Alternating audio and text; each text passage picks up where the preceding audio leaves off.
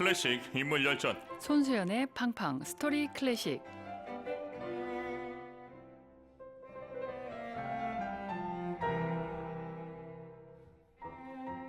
사랑하면 알게 되고 알게 되면 들립니다. 클래식 음악사의 한 획을 그은 특별한 연주자와의 만남, 드라마틱한 삶을 살았던 음악가의 인생과 음악 이야기가 있습니다. 매주 금요일 클래식 연주자들의 영화 같은 인생 이야기를 들려주시는 음악평론가 손수연 교수님, 안녕하십니까? 안녕하십니까? 한 주 동안 잘 지내셨습니까? 네, 잘 지냈습니다. 이번 한 주 좀 오래 느껴지는 것 같아요. 네, 어떠셨어요? 그런가요? 네, 저는 뭐 정신없이 지나갔습니다. 아, 그렇습니까? 네, 네. 네, 알겠습니다. 오늘 팡팡 스토리 클래식에서 만나볼 주인공 누구입니까? 네, 오늘 만나보실 연주자는 지난주에 만나셨던 첼리스트 로스트로포비치와 동시대에 활동했던 바이올리니스트 아이작 스턴입니다. 유대계 바이올리니스트로서 로스트로포비치와 아주 유사하면서도 또 아주 상반된 인생의 어떤 경로를 그리면서 살아간 연주자입니다. 네. 아이작 스턴은 2001년에 세상을 떠났지만 20세기 최고의 바이올리니스트 중에 한 사람으로 세계적으로 아직까지도 사랑을 받고 있습니다. 전문 연주자로서 50년 이상 세계의 유명 콘서트 무대에서 연주를 해왔고요. 정말 수많은 음악인들을 성공적으로 젊은 음악인들을 이끌어줬고, 또 국내의 미국에서 국내외의 예술 진흥을 위해서 헌신해온 것으로 평가를 받고 있습니다. 아주 뛰어난 연주자였을 뿐만 아니라 1960년부터 40년 동안 카네기홀 이사장으로 재임하면서 수많은 음악가를 발굴하고 또 유럽 악파와 양대 산맥을 이루는 바이올린에 있어서의 미국 악파의 정점에 서 있는 인물입니다. 일단 아이작 스턴 하면 제자들, 음악가들을 정말 많이 길러낸 걸로 유명한데 네. 누가 있을까요? 그가 키운 음악가로는 정말 유명한 사람이 그 바이올리니스트 핑커스 주커만이나 네. 그리고 이자크 펄만, 또 한국 사람들도 있습니다. 김영욱이라든지 또 사라장 장영주, 네. 그다음에 길샤함, 와. 고토 미도리, 그리고 또 첼리스트 요요마, 네. 지안왕, 그리고 피아니스트 엠마누엘 엑스, 또 에핀 브론프만, 또 지휘자 레너드 와. 번슈타인도 유대계여서, 그리고 또 다니엘 바렌보임, 정말 쟁쟁한 음악가들이 이 사람의 손을 거쳐서 이제 음악가로 성공하는 데 도움을 받았다고 합니다. 다음에 출연해야 되는 분 이 가운데 있을 것 같은데요. 이 중에 있죠. 네. 그렇군요. 네, 스턴은 음악이란 훌륭한 음악가를 생산하는 데 중요성이 있는 게 아니라 문명화된 사회를 만드는 데 이제 중요성이 있다고 얘기를 하면서요. 우리가 그 힘을 인식한다면 우리 미래는 더 밝아질 거라고 말했습니다. 그래서 스스로라 이렇게 말한 거와 같이 미국은 물론이고 다른 나라의 어떤 예술 진흥을 위해서도 많이 헌신을 했기 때문에 아이작 스턴을 국제 문화 대사라 부르기도 하고요. 한쪽에서는 음악적인 외교관이자 어떤 음악적 인권 운동가로 보기도 합니다. 앨범, 음반도 많이 남기지 않았습니까? 음반을 정말 많이 남겼습니다. 정말 가장 많은 작품을 레코딩한 아티스트 중에 한 사람으로 꼽고 있는데요. 63명의 작곡가들의 200여 작품을 100장 이상 녹음했습니다. 정말 그는 또 50년 동안 소니 클래식의 전속 아티스트로 활동을 하면서요. 오랜 이 관계를 인정을 받아서 1985년에는 최초로 개관 아티스트라는 칭호를 수여받기도 했습니다. 아, 대단합니다. 아이작 스턴, 음악 활동 어떻게 시작했나요? 아이작 스턴은 미국에 태어난 사람은 아닙니다. 1920년에 구소련의 우크라이나에서 어. 유대계 로 태어났고요. 생후 10개월의 부모를 따라서 미국의 서부 샌프란시스코로 이주를 하게 됩니다. 네. 유년 시절부터 음악에 남다른 관심을 보였다고 하고요. 6살 때부터는 피아노, 또 8살 때는 바이올린을 처음 연주하면서 10살 무렵에는 음악원에서 정식으로 레슨을 받을 정도로 음악 영재로 꼽혔다고 합니다. 11살이었던 1931년 샌프란시스코 심포니 오케스트라하고의 협연으로 바이올린을 연주할 정도로 뛰어난 실력을 보였습니다. 그리고 1935년 독주회를 통해서 미국 전역에 이름을 알리게 됩니다. 스턴은 유럽을 누비면서도 왕성한 음악 활동을 했는데요. 1948년에 루제른 음악제를 통해서 유럽 전역에도 유명해집니다. 좋습니다. 오늘 첫 곡은 어떤 곡일까요? 맨델스존의 바이올린 협주곡을 한번 들어보시면 좋겠습니다. 네, 바로 들어보겠습니다. 맨델스존의 바이올린 협주곡 2단조, 작품으로 64, 1악장 알레그로 몰토 아파시오나토, 바이올리니스트 아이작 스턴과 유진 오르먼디가 지휘하는 필라델피아 오케스트라 연주로 들려드립니다. 멘델스존의 바이올린 협주곡 2단조 작품으로 64, 1악장 알레그로 몰토 아파시오나토, 바이올리니스트 아이작 스턴과 유진 오르먼드가 지휘하는 필라델피아 오케스트라 연주로 감상하셨습니다. 아이작 스턴 앨범은 물론이고 공연, 그 연주회 자체를 많이 하는 음악 아닙니까? 연주를 엄청 많이 했습니다. 정말 엄청나게 많이 했는데 네. 17살 때 뉴욕을 방문해서 이제 연주회를 열고 또 아주 좋은 반응을 얻고요. 20살이 됐을 때는 이미 연간 콘서트 출연 횟수가 이미 90회를 넘었다고 합니다. 매년이요. 네네. 20살 때니까. 네. 그리고 또 2차 세계대전 와. 중에는 수만 명의 미군들을 위한 위문 공연을 자주 다녔습니다. 아이작 스턴은 원래 군대를 입대하려고 자원을 했는데요. 평발이어서 징집을 거부를 당하고요. 그 대신에 군복무를 하는 대신에 위문 음악회를 다니는 걸로 이제 어떤 의무를 다하고자 했다고 합니다.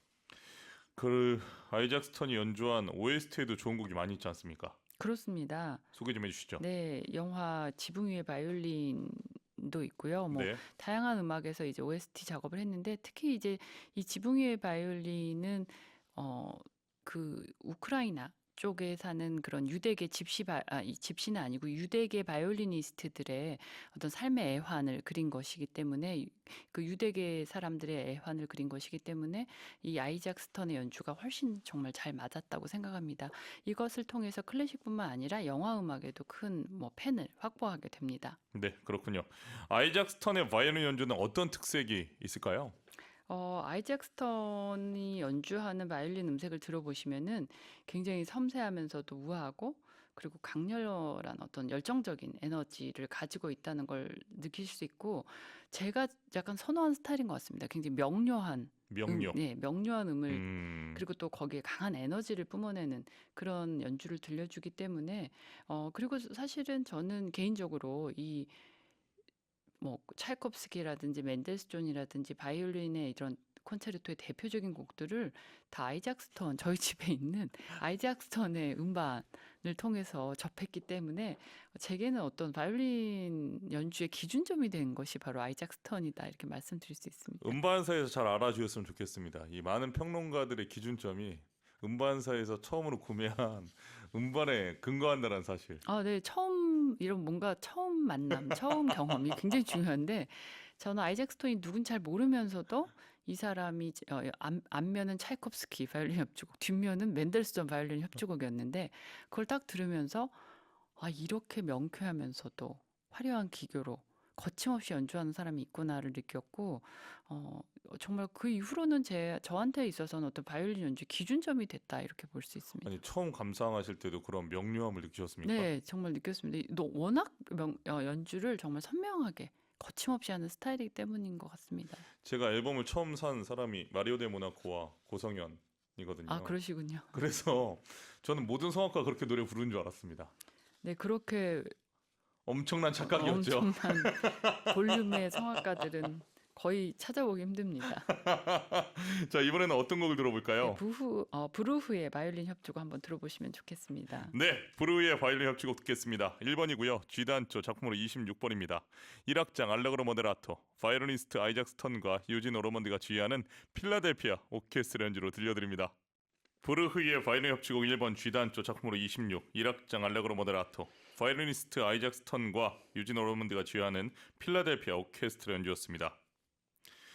아이작 스턴은 연주 활동 이외에도 좀 남다른 영향력을 보여줬죠. 네. 사회적으로 많은 영향력을 보여주고 있습니다. 중국이 서방의 문을 열었던 1979년 네. 개혁과 개방 시기에도 아이작 스턴은 베이징 정부의 초청을 받아서 그곳 음악가들과 학생들에게 서양 고전 음악을 강의하기도 합니다. 동서 문화를 연결시킨 어떤 이 아이작 스턴의 방문은 마오에서 모차르트까지 아이작 스턴 중국에 오다라는 기록 영화로도 남겨지고요. 이 영화가 아카데미 최우수 다큐멘터리 상도 받게 됩니다. 이렇게 해서 아이작 스턴의 이 화려한 경력은 또 영화나 텔레비전으로도 이어지는데 1967년에 발발했던 아랍 이스라엘 전쟁, 6.1 전쟁이라고도 하고 또 6월 전쟁이라고도 하는데요. 이스라엘 상대로 했던 그 주변의 이웃 국가였던 이집트, 요르단, 시리아, 레바논이 연합해서 벌인 전쟁이었는데요. 이때 레너드 번슈타인이 지휘하는 이스라엘 필하모닉하고 함께 예루살렘에 있는 스코프스산 정상에서 맨델스존의 바이올린 협주곡을 공연하기도 합니다. 이 콘서트 또한 예루살렘으로의 여로라는 다큐멘터리로 만들어지기도 합니다. 아까 말씀드렸던 대로 그 지붕 위의 바이올린 OST도 녹음을 하기도 했고요. 예. 정말 뭐 다양한 분야에서 활동을 많이 하게 됩니다. 그 아이작 스턴이 40년간 카네기홀 이사장을 역임했다라고 말씀하셨는데 그 특별한 이유가 있습니까? 네, 아이작스턴이 정말 적극적인 어떤 사회 참여 활동으로 유명한 음악가였습니다. 네. 스턴이 재정난으로 음악사의 어떤 뒤안길로 사라질 위기를 맞았던 카네기홀을 구해낸 건 아주 유명한 이야기인데요. 1960년에 뉴욕시에서는 이제 카네기홀이 너무 오래됐기도 했고 재정적으로 이걸 뭐 다시 짓거나 이걸 형편이 안 되니까 헐어서 고층 사무용 건물을 지으려는 계획을 추진했다고 합니다. 네. 근데 이제 이걸 아이작스턴이 알고서는 시민이랑 예술인들, 뭐 정치인들 뭐를 포함한 어떤 단체를 조직해서 건물 철거 반대 운동을 벌였습니다. 그 결과 이제 카네기홀은 사라질 운명을 피할 수 있었고 오늘날까지도 이제 존재하고 있는데요. 그로 인해서 새로 설립된 카네기홀 재단의 이사장을 아이작스턴이 맡아서 40년 와. 동안 공연장을 이끌었습니다. 당시 스턴이 이 단체를 조직해서 철거 반대를 운동을 벌인 덕분에 카네기홀은 사라질 운명을 피할 수도 있었고 와. 또 카네기홀은 이 공로를 기리기 위해서 대연주장을 아이작 스톤 홀로 명명해서 지금에 이르고 있습니다. 대단합니다. 네, 제가 여기서 공연을 한번 한 적이 있었는데요. 이제는 또 많이 낡았습니다. 사실 그때에 비하면 그래도 어떤 그때의 명성은 뭐 대단히 유지가 되고 있어서 이 공연장이 없어졌다라면 어떻게 했을까 하는 생각. 그러니까 아이작 스턴의 공로가 그만큼 크다고 볼 수 있겠습니다. 이 아티스트의 이 영역과 또 영향력은 이렇게 선하게 발휘될 때 더 빛나는 것 같습니다. 그렇죠. 자, 나치의 유대인 학살에 대한 항의로 한동안 독일을 방문하지 않았다고 하죠. 한동안이 아니라 거의 일생을 안 가다가 이제 나중에 가게 됩니다. 1948년에 루세른 음악제를 통해서 유럽에 널리 이름이 알려졌는데도 네. 그거에 대한 항의로 독일을 가지 않았다가 거의 50년이 지난 다음에 1999년에 독일에 가서 학생들을 지도하게 되고요. 또 아메리카 이스라엘 문화재단을 통해서 후학 양성에 힘쓰기도 합니다. 이 유대인이라는 정체성이 굉장히 강한 연주자입니다. 그래서 유대인과 이스라엘을 위한 활동에도 힘쓴 것도 유명하고요. 1991년 걸프전 때는 이라크의 미사일 공격 경보 사이렌이 울리니까 예루살렘에 가서 청중들은 다 가스 마스크를 이렇게 막 갑자기 꺼내가지고 차게 됩니다. 아이작 스턴만 이 마스크 없이 연주하는 와. 그런 모습이 영상이 지금까지도 남아 있어서 지금도 이쪽 지역이 굉장히 지금 불안정한 상태인데 그걸 보면 굉장히 묘한 기분이 들게 됩니다. 그래서 이 유대인의 입장에서 어떤 이스라엘에서 연주하는 그런 모습들이 어떻게 보면은 이제 평화의 메시지를 많이 전하고 있다고 볼 수 있겠습니다. 걸프전이 1991년이군요. 네, 그렇습니다. 저는 이게 생생한데 벌써 시간이 이렇게 오래 지났어요. 네, 그렇죠. 한 30년이 넘은 예, 과거의 이야기. 33년, 34년. 네, 그런데도 오늘날에도 이런 어떤 인류의 과오가 계속 반복이 되고 있으니까 가슴 아픈 가슴 현실이 아픕니다. 네, 재현되고 있죠. 이번에는 어떤 곡을 들어볼까요? 네, 조금 가벼운 곡 들어보시겠습니다. 위모레스크, 드보르작의 위모레스크 한번 들어보시겠습니다. 네, 바로 들려드립니다. 드보르자크 유모레스크, 바이올리니스트 아이작 스턴과 밀튼 카템스가 지휘하는 콜롬비아 심포니 오케스트라 연주로 들려드립니다. 드보르자크 유모레스크, 바이올리니스트 아이작 스턴, 밀튼 카템스가 지휘하는 콜롬비아 심포니 오케스트라 연주로 감상하셨습니다. 아이작 스턴은 그 위문음악회에서도 뛰어난 연주 실력으로 많은 사랑을 받았죠. 네, 정말 많은 곳곳에 이렇게 뭔가 음악으로서 위안이 필요한 곳에 위문 음악회를 많이 다녔고요. 네, 뭐 아까 말씀드렸던 2차 대전 때도 다니면서 일본군은 적군이잖아요. 근데 네. 일본군이 몰래 들어와서 아이작 스턴 연주 보고 나갔다는 말이 있을 정도로 그때도 소문이 많이 났었다고 합니다. 전쟁이 끝난 다음에 아이작 스턴 또 미국 바이올린 연주자로는 처음으로 소련을 방문해서 연주를 하기도 합니다. 적군이 와서 듣고 가는군요. 네, 음악의 힘이 이제 그럴 정도로 어떻게 뭐 변장합니까 그럼 들을 때? 뭐 하여튼 어떻게 들어가지고 들었던 그런 말도 있었습니다. 자, 알겠습니다. 마지막으로 교수님 아이작 스턴 추천곡 하나 부탁드립니다. 아이작 스턴은 정말 많은 곡들이 있는데 차이콥스키 곡을 제가 시간상 못 가져왔어요. 네. 그래서 차이콥스키 바이올린 협주곡 한번 꼭 전곡 감상해 보시면 좋을 것 같습니다. 오늘 방송을 들으시는 분, 또 유튜브를 통해서 방송을 보시는 분, 손생 교수님이 아이작 스턴의 차이콥스키 추천해 주셨습니다. 기억하시고 감상하시면 좋을 것 같습니다. 자, 다음 주에 만나게 될 음악가 누구입니까? 다음 주에는 정말 특별한 분 만나겠습니다. 대한민국 최초의 이탈리아 성악 유학생이었던 테너 이인선을 만나보겠습니다. 아, 이인선 선생님이 나오시는군요. 네. 알겠습니다. 오늘도 수고하셨습니다. 네, 한 주 동안 건강히 지내시기 바랍니다. 건강하십시오. 감사합니다. 그럼 다음 주에 뵙겠습니다. 오늘 손선의 팡팡 스토리 클래식 바이올리니스트 아이작 스턴의 인생 스토리로 함께했습니다.